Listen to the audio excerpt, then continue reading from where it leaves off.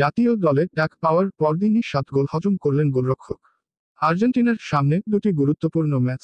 CONMEBOL অঞ্চলের বিশ্বকাপ বাছাই পর্বে আগামী 22শে মার্চ উরুগুয়ে এবং 26শে মার্চ ব্রাজিলের বিপক্ষে খেলবে তারা। এই দুই ম্যাচকে সামনে রেখে আর্জেন্টিনার জাতীয় দলের কোচ লিওনেল স্কালোনি ইতোমধ্যে 33 সদস্যের একটি প্রাথমিক দল ঘোষণা করেছেন। দলে জায়গা পেয়েছেন ডাচ ক্লাব পিএসভির গোলরক্ষক ওয়াল্টার বেনিতেজ। সেজতীয় দলে ডাক পাওয়ার পরদিনই বেনিতেজের জন্য দিনটি ছিল দুঃস্বপ্নের মতো।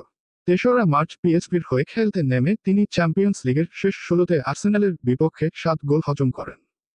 বিপরীতে পিএসভি মাত্র 1টি গোল দিতে সক্ষম হয়। বেনিতেজের এমন পারফরম্যান্সে কোচ স্কালোনির মাথায় চিন্তার ভাঁজ পড়ার কথা।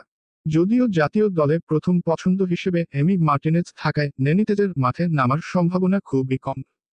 এখন পর্যন্ত আর্জেন্টিনার জার্সিতে মাত্র একবার মাঠে নেমেছেন তিনি, সেটিও গত বছর একটি ফিফা প্রীতি ম্যাচে।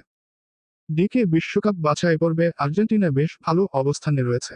18 ম্যাচের মধ্যে 12টি খেলে 25 পয়েন্ট সংগ্রহ করে তারা বর্তমানে পয়েন্ট তালিকার শীর্ষে অবস্থান করছে।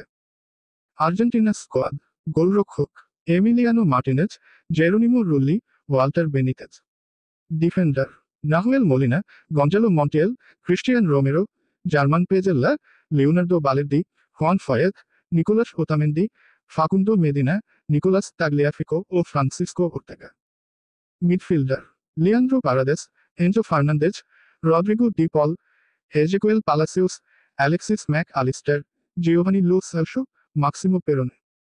Forward: Giuliano Simeone, Benjamin Dominguez, Thiago Almada, Alejandro Garnacho, Nicolas Gonzalez, Lionel Messi, Nicolas Paz, Claudio Echeverri, Paulo Dybala, Julian Alvarez, Lautaro Martinez, Santiago Castro, Angel Correa.